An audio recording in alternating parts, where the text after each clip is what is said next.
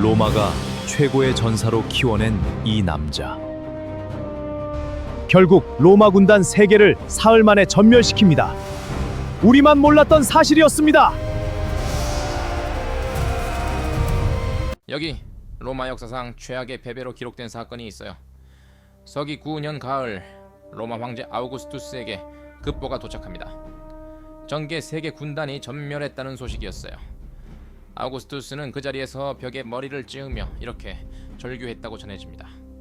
바루스, 내 군단을 돌려달라고요. 그런데 이 패배를 만든 사람은 로마의 적이 아니었습니다. 로마가 직접 키운 사람이었어요. 이름은 에르미니우스, 게르만족 게르스키 부족장의 아들이었어요. 어릴 때 그는 로마의 인질로 끌려갔습니다. 그런데 그곳에서 그가 받은 대우는 인질 이상이었어요. 로마식 군사 교육을 받았고, 로마 시민권을 받았고, 로마 기사 계급인 에퀴테스 지위까지 얻었습니다. 로마군 장교로 실전 경험도 쌓았어요. 로마 입장에서 아르미니우스는 성공한 동화 정책의 상징이었습니다. 게르만 출신인데 완벽한 로마인이 된 사람이었으니까요. 그가 다시 고향 게르마니아로 파견된 건 바로 그 신뢰 때문이었습니다.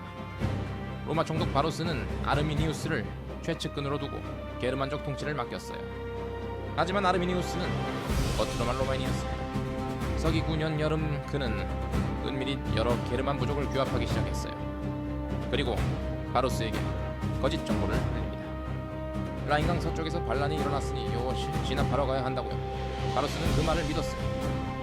3개 군단 병력 15,000에서 2만 명을 이끌고 여름 주둔지를 나섰어요. 그런데 그가 안내받은 길은 반란 진압로가 아니었습니다. 좁고 습한 튜토브루크 숲 한복판이었어요. 로마 군단의 최대 강점은 대열을 갖춘 조직적 전투였습니다. 하지만 그 길은 폭이 좁고 진창이었고 설상가상으로 폭풍우까지 몰아쳤어요. 군단은 몇 킬로미터에 걸쳐 길게 늘어질 수밖에 없었습니다. 그리고 숲 양쪽에서 아르미니우스가 규합한 게르만 전사들이 쏟아지기 시작했어요.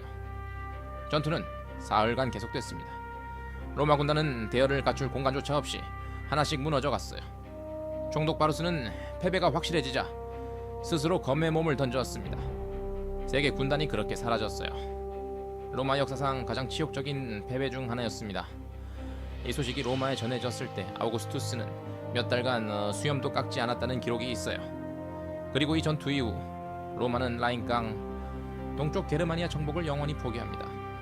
지금까지도 유럽 지도에서 라인강이 문화적 경계선처럼 남아있는 이유 중 하나예요. 그런데 아르미니우스의 이야기는 여기서 끝나지 않습니다. 그의 개인사에도 배신이 겹겹이 숨어 있었어요. 아르미니우스는 투스넬다라는 여인과 결혼했습니다. 그런데 그녀의 아버지 세게스테스는 원래 칠로마파 족장이었고 딸의 결혼을 강하게 반대했어요. 아르미니우스는 그 반대를 무릅쓰고 그녀를 데려왔습니다. 세게스테스는 앙심을 품었어요. 사실 그는 전쟁이 벌어지기 전 바루스에게 반란 조짐이 있다고 직접 경고까지 했었습니다. 다만 바루스가 그 말을 믿지 않았을 뿐이었어요. 몇 년 뒤 세게스테스는 결국 원하던 복수를 하게 됩니다. 서기 15년 로마 장군 게르마니쿠스가 게르마니아를 침공했을 때 세게스테스는 로마 편에 붙었고 당시 임신 중이던 딸 투스넬다를 붙잡아 로마군에게 넘겼어요. 투스넬다는 로마로 끌려갔습니다. 그리고 서기 17년 로마의 개선식에서 어린아들과 함께 사람들 앞에 전시됐어요.